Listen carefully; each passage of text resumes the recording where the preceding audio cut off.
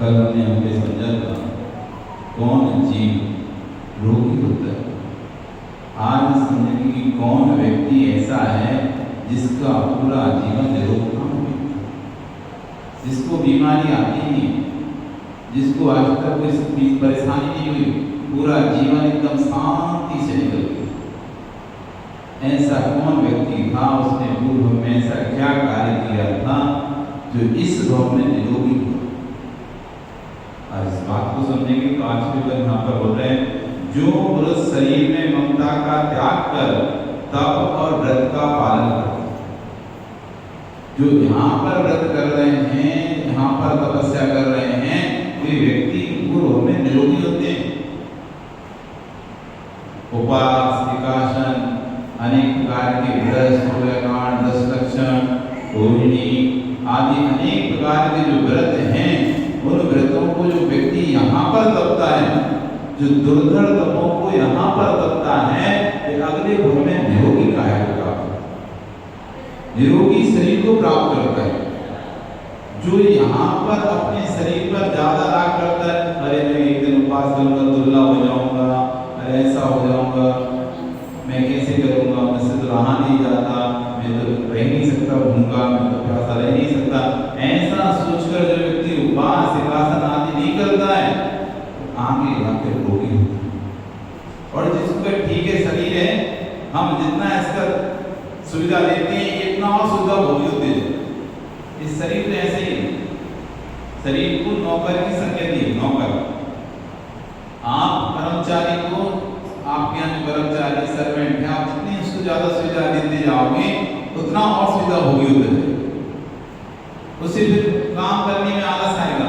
पहले आपके आता था हाथ से कपड़े धोता था, अब आपने घर में लाकर वॉशिंग मशीन रख दी, अब वो वॉशिंग मशीन से कपड़े धोने लगा।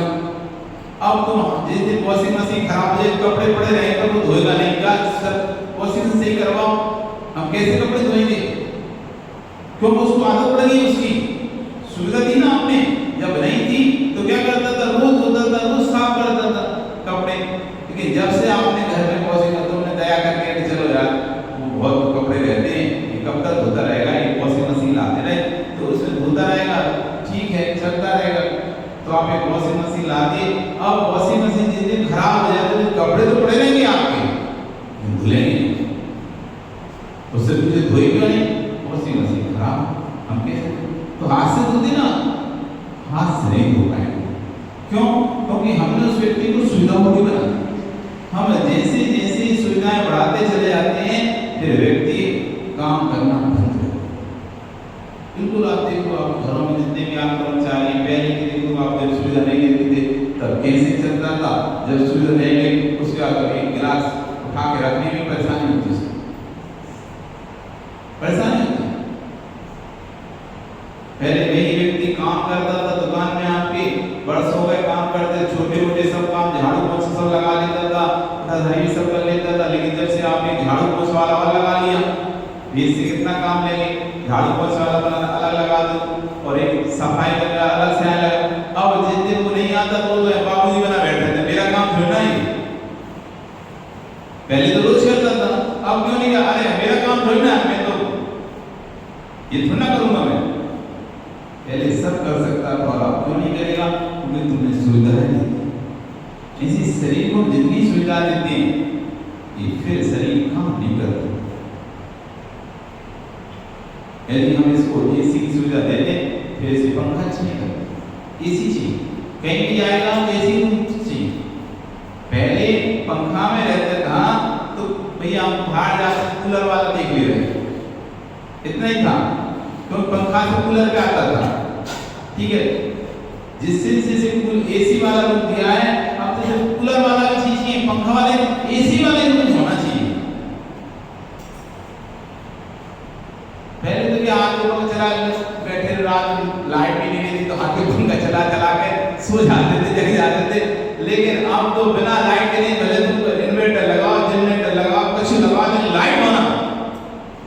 इस शरीर को सुविधा दी ना हमने, अब इस शरीर को सुविधा एक बार दे दी, अब इसको चाहिए, नहीं दोगे तो ये तुम्हें बैठने नहीं देगा चैन से,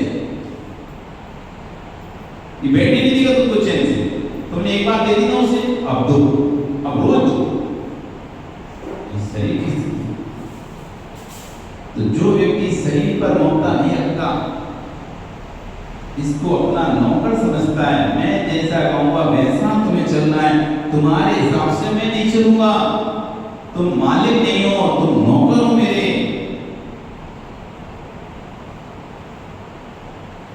ऐसा व्यक्ति ही तब कर सकता है।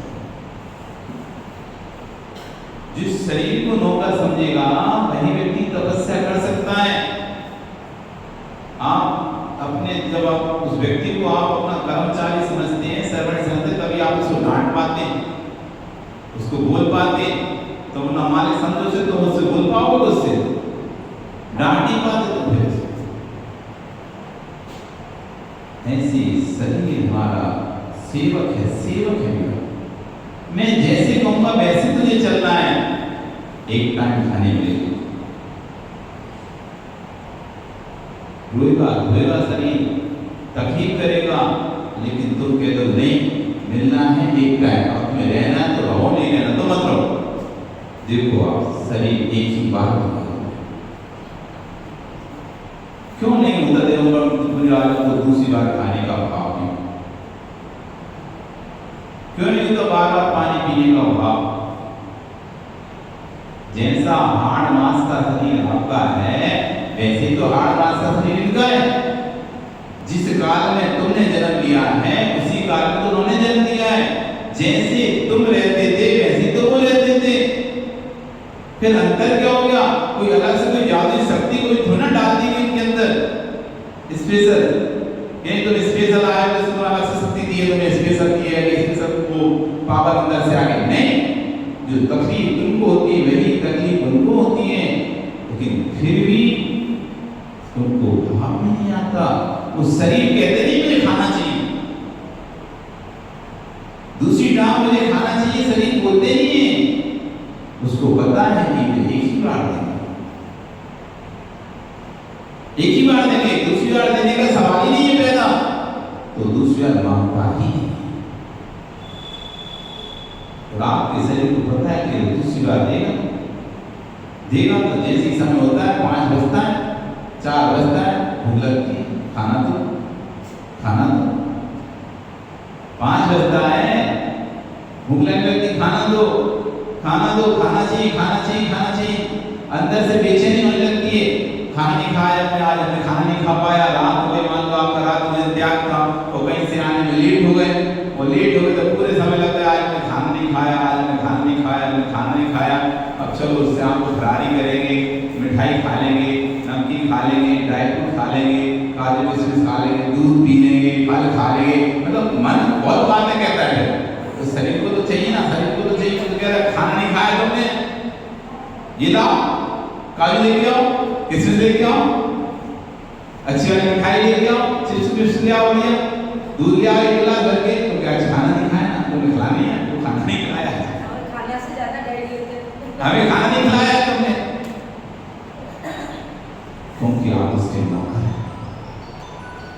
उसकी बोलने की हिम्मत हो रही है क्योंकि आपने उसको मालिक बना।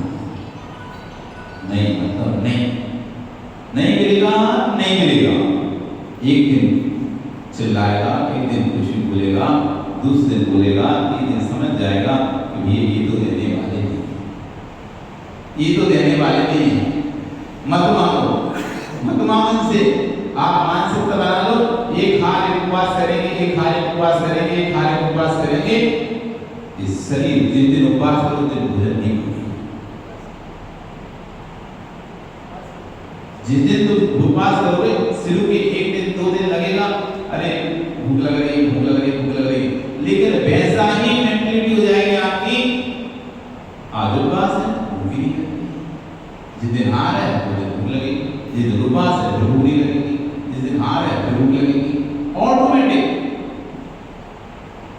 10 उपवास जिस दिन किए तो शुरू के 3 दिन 4 दिन तक हमको लगता है भूख लग रही, भूख लग रही, भूख लग रही, लेकिन 3-4 दिन बाद फिर क्या, भूख खत्म हो।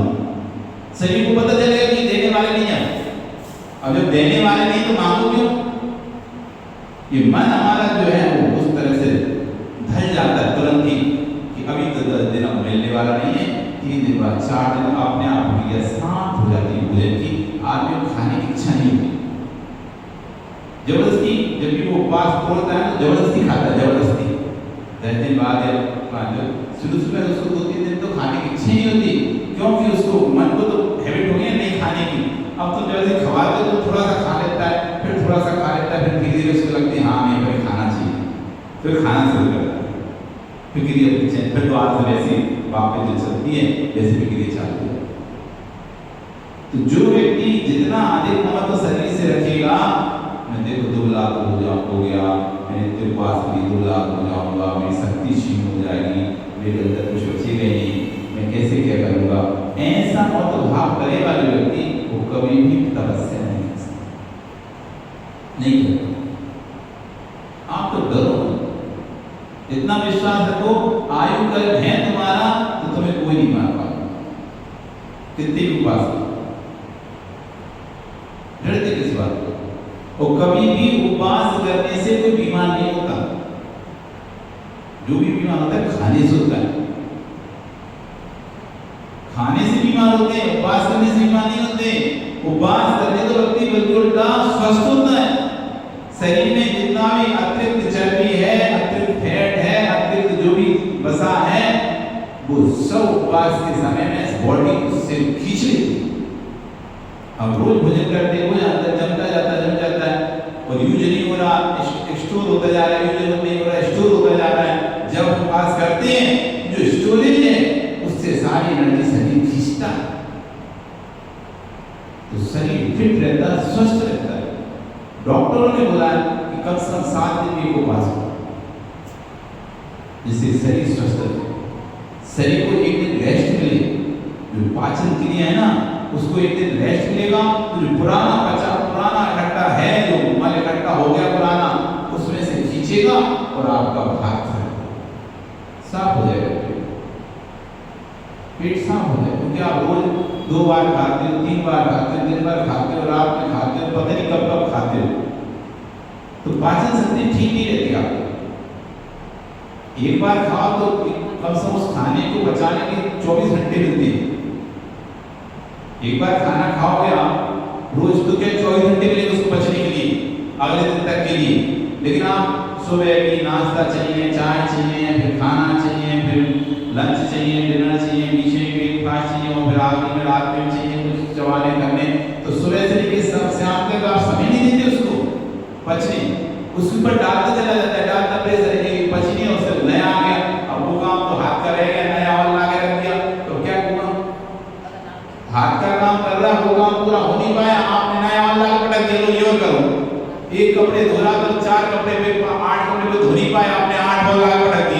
ये और धोना है, फिर जैसे जैसे वो धो रहा है फिर आपने 4 बार और पटक दी ये और धोना है, तो क्या होगा? वो कहेगा बाद में देखिए, आज तुम्हारा कमर दर्द करने लगा, हाथ दर्द करने लगा, आज इतने धोते हैं, पड़े रहने दो, अब गल रहे हैं, पड़े हैं पानी में, सड़ रहे हैं। वो लोग तो बड़े हत्यारे हैं जो पानी में कपड़े डालकर छोड़ देते। बहुत लोग देखो आप डाल दिए, 2 दिन बाद 1 दिन तक पड़े हैं, सर्फ में पड़े हैं कपड़े, पानी में डल रहे हैं कपड़े, सड़ रहे हैं। उन्हें अब कौन अब रात ठंडी आने वाली है, देखना ठंडी आने वाली, कौन अब रात में धोए, अब क्या दिन में काम समय नहीं पाया, गला के पटक दिए थे, गला के डाल दिए थे बाल्टी में, धोएंगे धोएंगे धोएंगे धोएंगे, सोचते सोचते समय नहीं मिला, रात हो गई। अब रात में कौन ठंडे हाथ है, अब कल ही देखेंगे उस पानी में कपड़े सड़ रहे, अनेक चीज उसमें पैदा हो गए। वैसे तो अच्छा पानी आपका छान के तो आपने वैसी सर्दी मिलाया था, और उसमें अनंत अनंत जीव उत्पन्न हो गए। अब कल तक तो उसमें अनेक जीव उत्पन्न हो जाएंगे, फिर तुम उसको सब तुम छोड़ सब तुम, इसलिए तुरंत करना चाहिए, तुरंत पानी छानो। प्रासूत करने की विधि है, प्रासूत करो पानी को, फिर कपड़े गला कर रखो, तुम 6 घंटे के अंदर आप उसे कपड़े को धोगे तो जीव उत्पत्ति करिए। इसमें करना क्या होता है? कुछ नहीं करना होता है, कपड़ों में रखो, थोड़ा सा गर्म कर लो, उसको प्रासूत करो, पानी को छान कर उसमें गला दो, 2 घंटे बाद हो, 30 घंटे बाद हो, कोई जीव की उत्पत्ति नहीं होगी।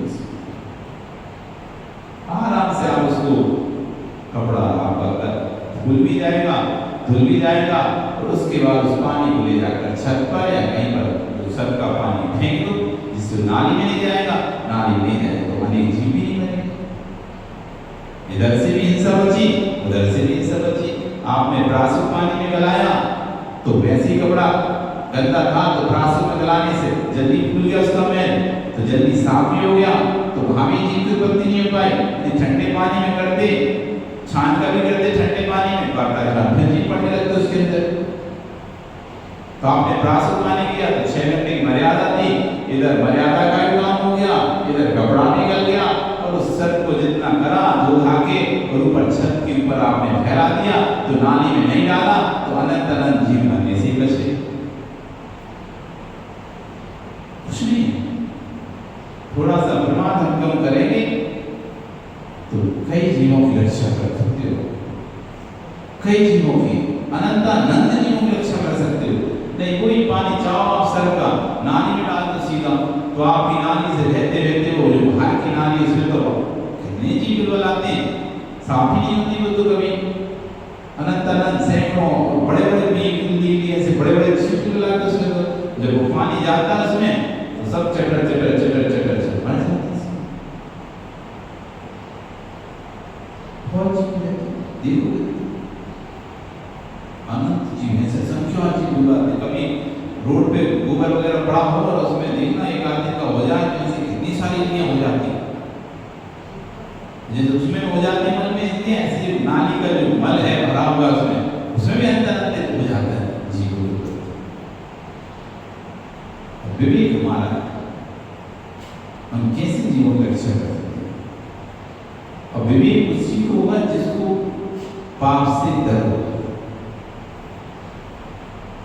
जिसे पाप से भय होगा उसी के अंदर विवेक जाएगा, और जिसको पाप से भय नहीं है उसके अंदर विवेक नहीं जाएगा। अब वो कहे अरे ऐसे सब तो चलता रहता है, कहाँ ध्यान देंगे, ऐसे तो कहाँ ध्यान देंगे, किस किस चीज को ध्यान देंगे? अरे ये किस किस चीज को मत ध्यान दो, जिसको दे सकते उसको दे, किस किस को ध्यान देंगे ऐसा बहाना मत बना कि जिस पर हम ध्यान दे सकते हैं, जिस पर हमारा अधिकार चल सकता है उन पर तो ध्यान दो। हमारे पास भारत के घर में बहुत सारे काम रहते हैं, हजारों काम है, ऐसी एक चीज को देखते रहेंगे तो कभी काम ही नहीं कर पाएंगे। नहीं, जिसको तुम देख सकते उसको तो आप देखो, और जिसको देख सकते उसको भी नहीं देखते, नहीं आपका स्पष्ट प्रमाद है, स्पष्ट देख सकते हो, कोई दिक्कत नहीं। अब पहले तो क्या था, घर में बिस्तर उठा के रख दिए जाते थे, रोज बिछाए जाते थे, रोज रख दिए जाते थे, रोज बिछाए जाते थे, रोज रख दिए जाते। अब तो परमानेंट बिछिए, उठाने का काम ही नहीं है।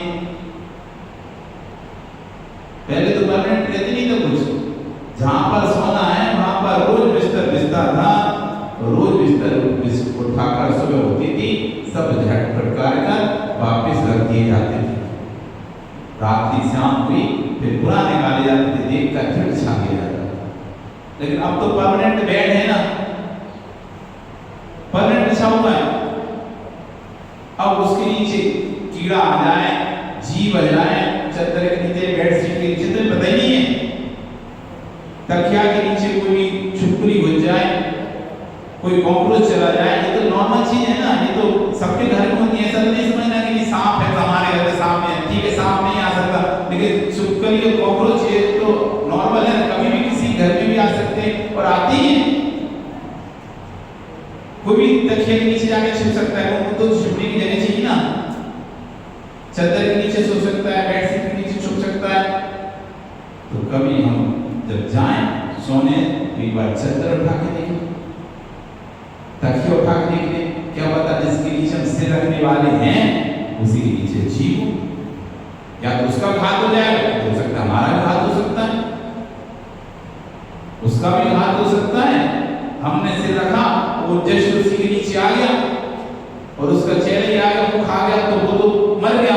यदि उसका मुख नहीं आया, कुछ तभी तो हो सकता है हमें काट लेगा जोर से। फिर हम सोच अरे कोई ने काट दिया, रात में काट दिया, गोला उड़ गई और फिर पूरा शरीर दाग दाग हो रहे। क्यों हो रहे हैं? क्योंकि हम देखकर नहीं सोते।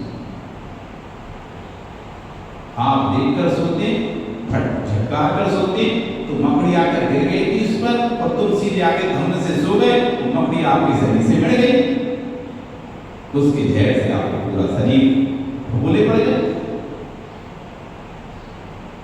ये बीमार करते हैं तो इसलिए वहां पर पाप का बंद होता है।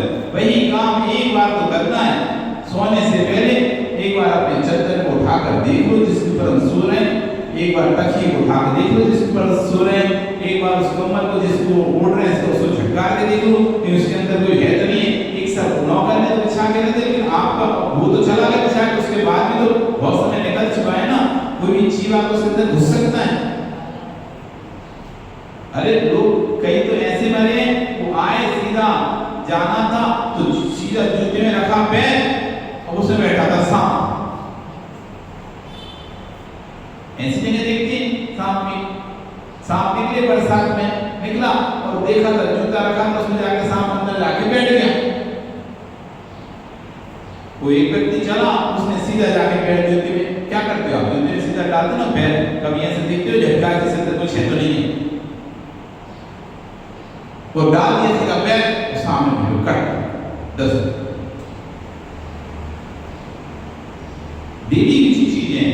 कहीं भी कोई भी जाकर उसे छुप सकता है, छिपकली जाके बैठ सकती है, कीड़ा जाके बैठ सकता है, सांप का छोटा सा बच्चा जाके उसके अंदर बैठ सकता है जूते में तुम्हारे।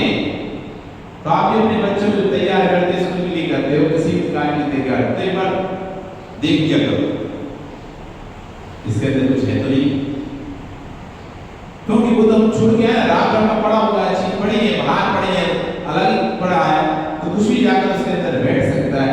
यहाँ तुम्हारा बच्चा था इन चीजों पर, इतना भी देखकर करोगे तब भी पूर्णबंद होगा। काम तो वही है, बस करना क्या है, थोड़ा सा देखना है, प्रैक्टिकल चीजें तो रोज अपनी अपनी बेडशीट झटका, रोज तकिया हटाओ, देखो किसी चीज तो है नहीं है, पुनः जब सोने से पहले वापस उठाओ चादर, ओढ़ने का चादर उसको भी एक बार झटका के देख लो, इसके अंदर तो कुछ है नहीं। बहुत सारी बीमारियों से बच जाओगे और बहुत सारे पाप से बच जाओगे, बहुत सारे पाप से।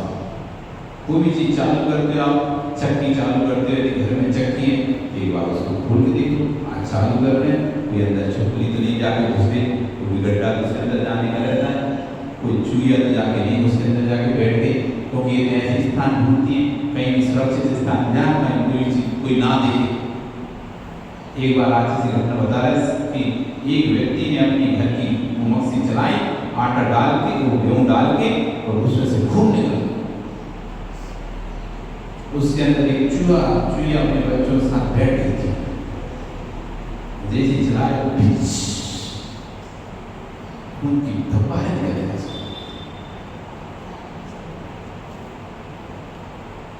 देखने में क्या जाता है, खोल के तो देखना नहीं, एक बार बस पाठ खोल के देखो क्या है इसके अंदर, कोई चीज तो नहीं। जाके बैठ गए, इतने दिन से उपयोग नहीं करी, 4 दिन हो गए, 3 दिन हो गए, 2 दिन हो गए, उपयोग नहीं किया है, तो देखने से कभी और ही पता चल जाएगा। आपने भूल के देखा तो पता चला बरसात के कारण से उसमें आटा तो जम ही जाता है। जब कोई चीज पीसते हैं तो पूरी शक्ति तो साफ होती नहीं है, उसमें आटा तो लगे रहता है आटे में। बरसात के कारण, नमी के कारण उसमें पड़ गई इल्लियां पड़ गई। वजह से आपने भूल के इल्लियां हुई हैं, साफ कर दिया। नहीं देखते, नया आटा डालते, नया गेहूं डाल देते, वो सब पिस पिसा के सब सामने आ जाता है। निरोगी होना है, निरोगी कैसे हुई निरोगी? जब दूसरे का ध्यान रखोगे तब तो तुम्हारा भी ध्यान रख पाएगा। जब हमारे अंदर करुणा होगी दूसरे प्राणियों के प्रति, दूसरे जीवों के प्रति हमारे अंदर करुणा होगी, तब तो हम स्वयं करुणा, तब तो हमारे ऊपर कोई करुणा कर पाएगा। और जब हमारे अंदर ही किसी के प्रति करुणा नहीं होगी तो फिर हमारी करुणा कैसे होगी? ये छोटे छोटे काम है, छोटी छोटी बात है, इन सब छोटी छोटी बातों को आप देखो, दिन भर में आप क्या क्या करते हो। जो आप क्रियाएं करते हैं उसे बदलना नहीं है, खत्म नहीं करना, बंद नहीं करना, बस देख कर करना। क्या है? देख कर तो करना है। कोई आटा पीसने मना तो नहीं कर रहा कोई आपसे, कपड़े धोने मना तो नहीं कर रहा, बिस्तर पर सोने की मना तो नहीं कर रहा। चटाई के नीचे सो, बहुत अच्छी बात है, चटाई पर सोता है बहुत अच्छा पुण्यात्मा जी। अपनी चटाई बिछाओ, शांति से सो, टेंशन नहीं। वो तो अच्छा करती है कि ठीक है आप गद्दे नहीं छोड़ो, मत छोड़ो, लेकिन एक बार देख तो लो जिसमें हम जाके धूम से पटक रहे हैं अपने शरीर को, कि उस चादर के नीचे, उस गद्दे के नीचे, उस तकिए के नीचे कुछ जीव तो आकर नहीं आकर अपना आश्रय बना लिया है। बहुत समय से कोई चीज हम नहीं उठाते, बहुत समय से कोई चीज हम उसको उपयोग नहीं करते, तो उसमें जीव उत्पत्ति हो जाती है। चींटियां आदि तो उनका समूह संजीव में कहीं पैदा हो जाते हैं। तो ये मत समझो कि यहाँ मीठा हवा से नहीं पैदा होंगे, जहाँ मीठा होता है वहीं पैदा होते हैं। मीठा हो या नहीं उससे भी पता नहीं, चींटियां मीठे से नहीं आती, चींटियां तो समूह संजीव है। वातावरण जैसा उनको चींटियों को उत्पन्न होने का जैसा वातावरण होना चाहिए वैसा वातावरण तो कहीं नहीं मिलता है, उत्पन्न हो जाती है। तो लोग इस भ्रांति से चींटी मीठे से चींटी आती, मीठे से नहीं आती चींटी। कई बार मीठा पड़ा रहता है, चींटी आती नहीं, और जहाँ मीठा नहीं हो तो वहाँ चींटी हो जाती है। तो चींटियों का संबंध मीठे से नहीं है, चींटियों का संबंध एनवायरनमेंट से। जैसा वातावरण को उत्पन्न होने के लिए चाहिए वैसा वातावरण जहाँ भी बनता है उनको हो जाता है। इसलिए बस विवेक करते हैं। घर की सामग्रियां हम उपयोग करते हैं तो घर की सामग्रियां भी जो लंबे समय तक हो गए, साल भर से 6 महीने से आप उठाकर नहीं देखा है, एक बार उनको देख लो। ना जाने कभी खड़े धान, जितने भी घर में खड़े धान रखे होंगे, नियम से उसमें जीव उत्पन्न हो चुके होंगे, नियम से। आप जाकर नहीं देखें तो अपने डिब्बे खोल के देखना, जिनके घर में छोले रखे हों, मटर रखे हों, मूंग की दाल रखी हो खड़ी, सब अपने डिब्बे खोल के देख लेना, सब में कीड़े पड़ चुके होंगे,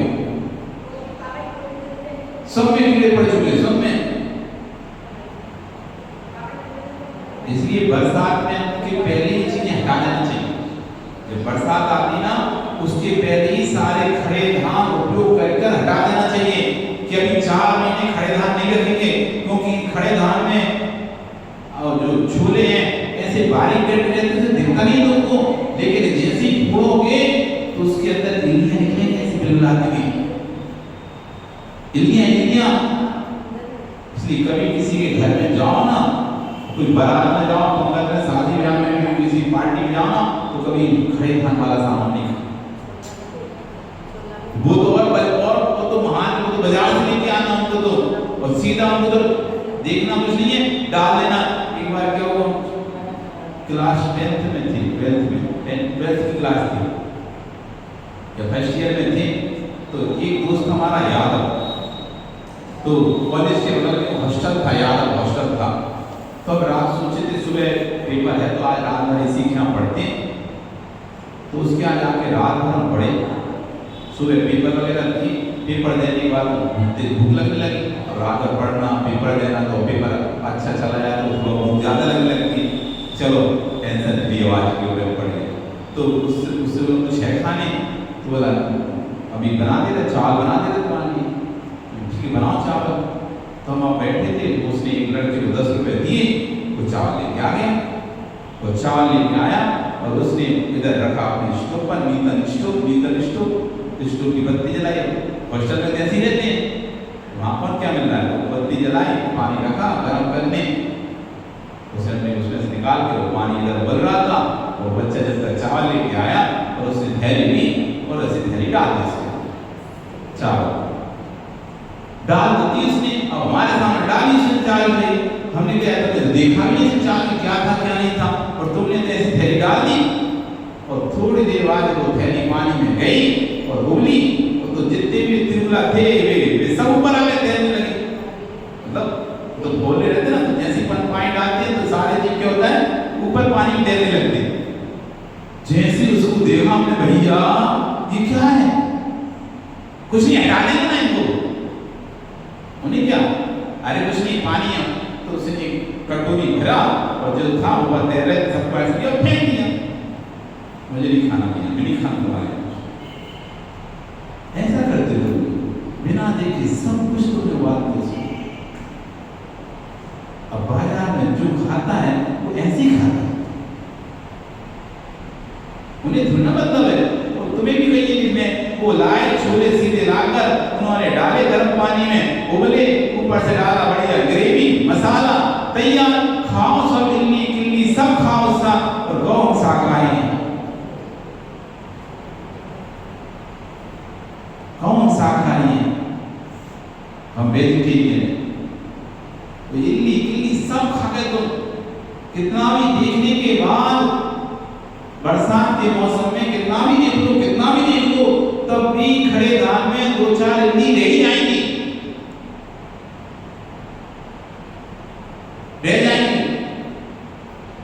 अब नई दीक्षा हुई थी शुरू में, तो गुरु जी ने कहा था खड़े धान नहीं खाना हमसे। क्या होता है अच्छे से खड़े धान देख के तो बनाता है, शराब अच्छे से बनाता होगा। तो नहीं तुम्हें नहीं खाना, नहीं एक दिन तो खा के देखते क्या जाता है। अब उस दिन एक व्यक्ति ने छोले दिखाए, अब छोले दिखाए तो महाराज जी ले लो। अब एक मन करे कि गुरु जी ने मना किया है कि नहीं लेते, और एक मन करे कि अच्छे दिख रहे हैं, बढ़िया दिख रहे हैं तो ले रहे। अब ले नहीं ले ऐसा मन चल रहा है। अब वो श्रावक बार दिखा रहे, महाराज जी छोले, महाराज जी छोले, महाराज जी छोले, अच्छे से दिख रहे हैं, लेके देख ले रहे क्या जाता है। तो जैसे हमने लिया, और जैसे लिया पहला ग्रास ऐसे किया, इतनी बड़ी इल्ली उसके अंदर बैठ गए। गुरु जी का देख लिया ना, क्यों मना करते हैं बरसात में खड़े धान खाने, इसकी मना किया जाता है। कितना भी सुंदर करके आप बनाओगे तब भी उसके अंदर जीव रह ही जाता है। इतने जीव उत्पन्न हो जाते हैं खड़े धान, तो उसको फूट के तो देखा नहीं जाता ना, ऊपर से देख लिया जाता, और वो अंदर गड्ढा करके पोला करके अंदर जाके बैठते हैं। और आप छोले कुछ नहीं तो ऐसे ऊपर देख लो, बस है तो कुछ तो नहीं, साफ तो है पूरा। तो इतना बारीक गड्ढा रहता है, इतनी बारीक इल्लियां रहती हैं, वो दिखती तक नहीं, समझ तक नहीं आती। जब बाद में पानी में डालो तो धीरे धीरे बाहर निकलती, तब समझ में आती। आप तो बाजार में खा रहे हो, तो देख भी नहीं रहा, उसने तो ऐसी लाया और ऐसी ढक दी। इस समय इस बरसात के काल में, इस चातुर्मास काल में मैना सूजी में ऐसी बड़ी बड़ी लठे पड़ जाती हैं इल्लियां, आप विश्वास नहीं करो, हमने खुद देखी है। हम घर में जब थे तो किराने की दुकान थी, तो बरसात के समय मैं सूजी में ऐसी बड़ी बड़ी ईलियां पड़ जाती, ईलियां छान छान के उनको फेंक फेंक कर बेचते थे, क्योंकि फेंकेगा तो नहीं बोल तो बड़ी बड़ी खुल जाती थी, छोटी छोटी तो फिर भी से छन्नी में निकल के चली जाती थी वापस उसी में मैदा सूजी वापस ऐसी ईलियां पड़ जाती। आपके घर में देख लो, आपके आटे में देख लो, 10 दिन रखा रहने तो देखो उसमें पड़ती नहीं पड़ लगे। और फिर वहां तो आप तो फ्री बंद करके रखते डिब्बा, तो 10 दिन का टाइम मिल जाता है, वो तो उनका तो खुला रहता है, कट्टा खुला हुआ, एक बार खुल गया तो खुल गया, हवा लग रही इसमें और नमी यहाँ लगी बाजी को बत्ती से। ये कोई हम कोई अपने मन की बात नहीं बता रहा है, ये आपकी प्रैक्टिकल है, आप खुद करके देख लेना, आप सब समझते हुए। ऐसा नहीं है कि महाराज जी छुड़ाना चाह रहे हो या महाराज जी मना करना चाहिए, मन गणित सुना रहे हैं, अपने मन की सुना रहे हो, ये डरा रहे हो उनको, तुमको डरा नहीं रहे, जो है वही बता रहे हैं कि तुमको डरा कर छुड़ाने की कोशिश कर रहे हो, डरा कर छुड़ाना चाह रहे नहीं, डरा कर छुड़ाने चाह रहे हैं, तुम जाकर प्रैक्टिकल देखो। अभी भी चले जाओ, तुम किसी भी किराने की दुकान पर चले जाना, आज ही जाके देखना, उससे बोला हमें तुम्हारा मैदा का कट्टा देखना है, सूजी का कट्टा देखना है, पूरा देखना। तो जैसे देखो उसमें ऐसे नियम बन रहे हैं, है ही तो नियम होती है। और ये होटल वाला खरीदता है सीधा, वो तो उसकी हंडी रखी हुई है, उसमें से डाला मैदा, डाला पानी, होती बन गया, वो खाओ जलेबी अच्छी वाली। तो फिर नरक में भी अच्छी सी गोल गोल जलेबी डलेगी तुम्हारा, ऐसी कढ़ाई में डाल डाल के। अभी खाओ जलेबी, तुम शौक है ना जलेबी खाने का, खाओ खाओ कचौड़ी, फिर तुम्हारी नरक में कचौड़ी दे जाएगी अच्छी बना के। खाओ समोसा, खाओ कचौड़ी, खाओ जलेबी, फिर तुम्हारा कचौड़ा जलेबी, फिर कहेंगे रोगी शरीर का 4 महीने 4 मास के लिए क्यों खाया संयमित होने के लिए? जितनी अधिक हिंसा इस 4 महीने में होती है, उतनी हिंसा पूरे 8 महीने में नहीं होती। इसलिए कहते हैं संयमित हो जाओ, बाजार का छोड़ दो 4 महीने कम से कम, कुछ नहीं कर पा रहा है तो 4 महीने छोड़ दो। अति अति हिंसा होती है, अति अति, इसकी कोई सीमा नहीं है। इतने सारे जीवों की उत्पत्ति हो जाती है, मैदा में, सूजी में, आटे में, बाजार में, खड़े धानों में, वो बाजार में जो मिलेगा वो यही तो मिलेगा, मैदे का, सूजी का, आटे का, खड़े धान का, यही तो मिलेगा। कैसे मिलेगा और बना हुआ? तुम चाहे छोले टिक्की खा लो, चाहे तुम कोई जलेबी खाओ, चाहे पकौड़ी खाओ, चाहे कुछ भी खाओ, वो बेसन, वो भी उसमें भी जीव पड़ जाते हैं, सूड़ा सूड़ा पड़ जाते हैं बेसन में, दाल में, और सीधी वो तो जाते हैं वैसा लाके सीधा लाया और चक्की में डाला, पेस्ट खसा के सब उधर मले, और फिर लाकर इकट्ठा पीस दिया, तो फिर उसमें सूड़ा पड़ेगा, उसमें भी तिरुला जिसे बोलते हैं चलने वाले 3 जी वो पड़ जाता है। ये मत सोचना कि ये व्यक्ति अच्छे से बनाता है उसके यहाँ नहीं पड़ता हो, ये तो बरसात में पड़ती ही है, पड़ती है, चाहे कितनी शुद्धता से बनाता हो, चाहे जैन ही क्यों ना हो। अरे तो वो से अरे तो जैन का जो खाते हैं, जैन का खाते हैं, जैन का खाते तो क्या, जैन का खाते तो शुद्ध हो गया क्या, सोले का हो गया क्या? अरे हम जैन की पकौड़ी खाते हैं, हम जैन का समोसा खाते हैं, हम जैन की जलेबी खाते हैं। अरे जैन की जलेबी, जैन नाम दुकान जैन की जलेबी है, बनाने वाला तो कोई हुआ नहीं, बनाने वाला कौन? और वो भी बनाएगा यदि अधिक क्वांटिटी कोई चीज बनाई जाएगी तो ऐसे सोच रहा हो, देख रहा हो गया, बन गया उसका, तो नहीं बना पाएगा। इसलिए कहा कि बरसात में बाहर थोड़ा संयमित हो जाओ, अपने शरीर से ममता का त्याग कर दो, जीवन में तप और संयम को ले आओ। ये क्यों नहीं छोड़ पा रहा व्यक्ति, क्यों नहीं छोड़ पा रहा? जिभ्या है वो रसनंदी का दूध पिए, खाना है खाना है खाना है, इसलिए से छूट ही नहीं रहा, शरीर का नौका बना है, शरीर को चाहिए, वो कह रहा नहीं छोड़ मत देना, छोड़ मत देना, देख लेना तुम्हें परेशान करेंगे, तो डर के मारे खा नहीं, लिखा आलू खा, लिखा प्याज खा, लिखा खड़े धान खा, जलेबी खा, समोसा खा, कचौड़ी खा, पिज्जा खा, बर्गर खा, जो खाना वो खा,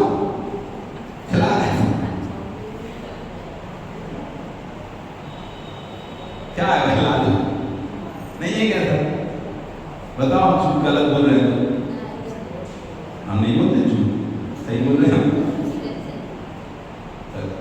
क्या करें? जिसको निरोगी होना ही नहीं है तो उसे ये सब बातें बेईमानी लगेगी। जिसको निरोगी नहीं बनना है उसके सब बातें बेईमानी लगेगी। अरे महाराज को काम तो कहने का है, ये तो कहते ही रहते हैं, अपन ऐसे उनकी मानने लगे तो हो गया भंडा था। अरे भंडा था नहीं बोला, उद्धार हो जाएगा मानोगे तो। महाराज की बात माने तो क्या बोलते हैं, शब्द तो सुनो, और ऐसे उनकी बात मान रहे तो हो गया भंडा था। अरे भंडा था नहीं होगा, उद्धार होगा, उद्धार। भंडा था तो उनको अवश्य नहीं मानेंगे, जो मानेंगे उनका भंडा था नहीं, उनका क्या होगा, उद्धार होगा। इसलिए यहाँ कह रहे हैं कि कौन व्यक्ति निरोगी रहेगा, जो ममता रहित अपने शरीर से ममता का त्याग कर कर तप और व्रत का पालन करेगा, यहाँ पर इस वर्तमान में करेगा तो भविष्य निरोगी होगा। आक्रंदन, रोना, दुख, दुखी मन दुख करना, शोक करना आदि ना स्वयं करेगा ना दूसरों को उत्पन्न कराएगा। ऐसा मनुष्य आगे भावी भव में सुखी हो। वे मनुष्य यहाँ पर साधन ऐसे सब लोगों से दूर रहते हैं, निरोगी रहते हैं और आगामी भव में सुख का जीवन यहाँ पर करते हैं। यहाँ भी निरोगी रहते हैं और आगे भी सुख का जीवन यहाँ पर करते हैं। इसलिए निरोगी रहना है तो जीवन में संयम जरूर रखना। असंयम जीवन रोगों का घर होता है, संयम जीवन निरोगता का घर होता है। अब देख लो, आपको आप नहीं मानो, डॉक्टर जब बात में बोलेगा तो फिर अपने आप ठीक हो जाते हो।